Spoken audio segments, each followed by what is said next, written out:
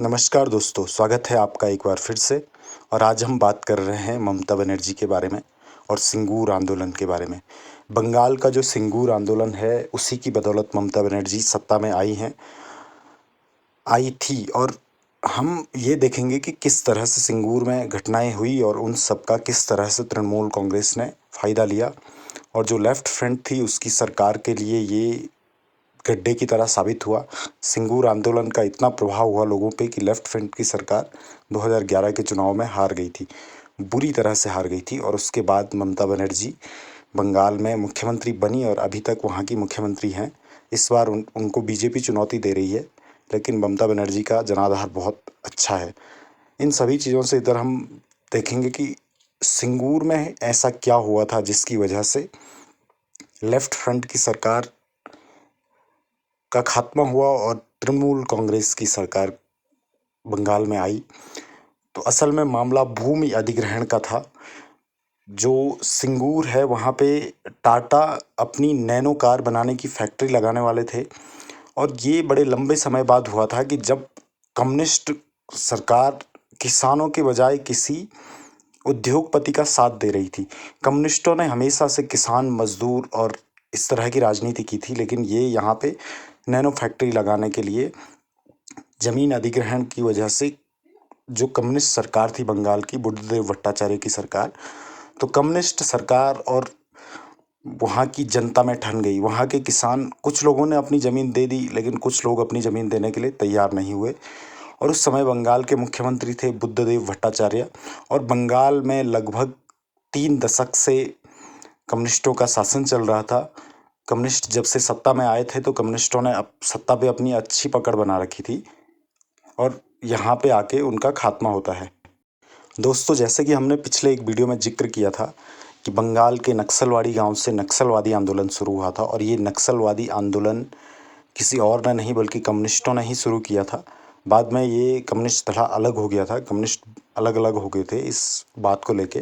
लेकिन ये आंदोलन जो किसानों के लिए, मजदूरों के लिए और भूमिहरों के लिए शुरू किया गया एक आंदोलन था। और सन 2005-06 तक आते आते कम्युनिस्टों को भी अपनी विचारधारा में बदलाव लाना पड़ता है।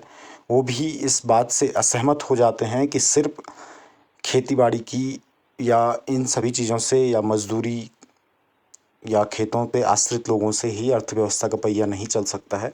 तो यहाँ पे आके वो टाटा नैनो की फैक्ट्री लगाने के लिए ज़मीन अधिग्रहित करते हैं। और इस ज़मीन अधिग्रहण के मामले में जो लोग नहीं मानते हैं, तो उसका फ़ायदा ममता बनर्जी लेती हैं। ममता बनर्जी वहाँ जाके भूख हड़ताल करती हैं। और इस आंदोलन के समय ममता बनर्जी को भारतीय जनता पार्टी का भी अच्छा साथ मिलता है। भारतीय जनता पार्टी के तत्कालीन अध्यक्ष जो थे राजनाथ सिंह, वो ममता से मिलने बंगाल जाते हैं, सिंगूर जाते हैं और ममता बनर्जी जी से मिलते हैं।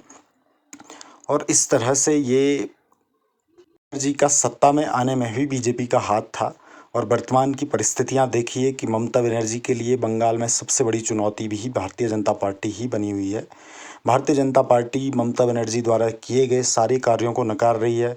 ममता बनर्जी पे आरोप लगा रही है कि उन्होंने बांग्लादेशियों को बंगाल में बसाया है। धार्मिक तुष्टीकरण की भी बात करती है। काफ़ी सारी चीज़ें हैं जो बीजेपी कहती है कि ममता ने बंगाल में किया है। भ्रष्टाचार के मामले हैं, बहुत सारी ऐसी चीज़ें हैं जिन पे बीजेपी ममता बनर्जी के अगेंस्ट है। दोस्तों, जो सिंगूर है, वहाँ पे नैनो की फैक्ट्री को लेके भूमि अधिग्रहण के मामले पे पहले से ही गतिरोध चल रहा था। लेकिन अचानक एक घटना होती है। 18 वर्षीय एक महिला की लाश मिलती है बड़ी बुरी दशा में। तो 18 दिसंबर 2006 को तापसी मलिक की लाश बुरी तरह से जली हुई मिलती है। और जो ये लाश मिलती है, इस लाश पे आके बहुत ज़्यादा राजनीति भी कह सकते हैं कि राजनीति हुई। और बाद में जाके लेफ्ट फ्रंट के 2-3 नेताओं को इसमें सज़ा भी हुई। शुरुआत में बंगाल की पुलिस ने इसकी जांच की, लेकिन बाद में बुद्धदेव भट्टाचार्य ने इस मामले को सीबीआई को देने के लिए राजी हो गए थे।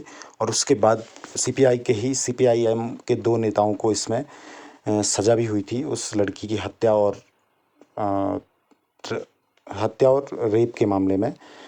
तो इस सब के बाद ममता बनर्जी का जो टीएमसी है, उसका उत्थान होता है और टीएमसी सत्ता में वापसी करती है। मतलब वहाँ से 2007 में जो वहाँ के पंचायती चुनाव हुए थे उसमें ममता बनर्जी अपना प्रभाव दिखाना शुरू करती है और 2011 में वो लेफ्ट फ्रंट को सत्ता से बेदखल कर देती है और फिर 2016 में लेफ्ट फ्रंट मुख्य विपक्षी पार्टी भी नहीं रह पाती है। तो इस तरह से ममता बनर्जी सिंगूर आंदोलन से उठकर आगे आई। इसी तरह से ममता बनर्जी नंदीग्राम में भी ममता बनर्जी आगे आई और उन्होंने वहाँ पे भी जो केमिकल फैक्ट्री का प्रपोजल था, जो कम्युनिस्ट गवर्नमेंट ने एक केमिकल फैक्ट्री वहाँ पे लगाने की प्लानिंग करी हुई थी, उसके विरोध में ममता बनर्जी खड़ी होती हैं और नंदीग्राम और सिंगूर से ही ममता बनर्जी आगे उठ के खड़ी होती हैं। और लोग ये भी कह रहे हैं कि नंदीग्राम से ही ममता बनर्जी का उत्थान हुआ था और हो सकता है कि नंदीग्राम ही ममता बनर्जी के लिए गड्ढा साबित हो, क्योंकि जो नंदीग्राम के ममता बनर्जी के सबसे बड़े सहयोगी थे शुभेंदु अधिकारी, तो शुभेंदु अधिकारी कभी ममता बनर्जी के राइट हैंड हुआ करते थे, आज बीजेपी में जाके ममता बनर्जी के अगेंस्ट चुनाव लड़ रहे हैं नंदीग्राम से। तो इस तरह से यहाँ पे काफ़ी कड़ा मुकाबला है शुभेंदु अधिकारी और ममता बनर्जी के बीच। दो एक दूसरे पे आरोप प्रत्यारोप भी काफ़ी हद तक चल रहे हैं और चुनाव के दिन वहाँ हिंसा भी काफ़ी हुई है।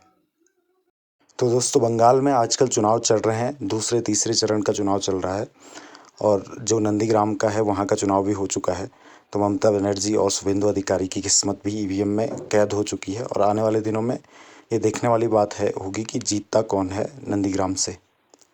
तो दोस्तों, इसी तरह के वीडियो आपके लिए आगे लाते रहेंगे। चैनल को सब्सक्राइब करें, शेयर करें, लाइक करें और बंगाल इलेक्शन का रिजल्ट आने के बाद भी आपके लिए वीडियो लाएंगे।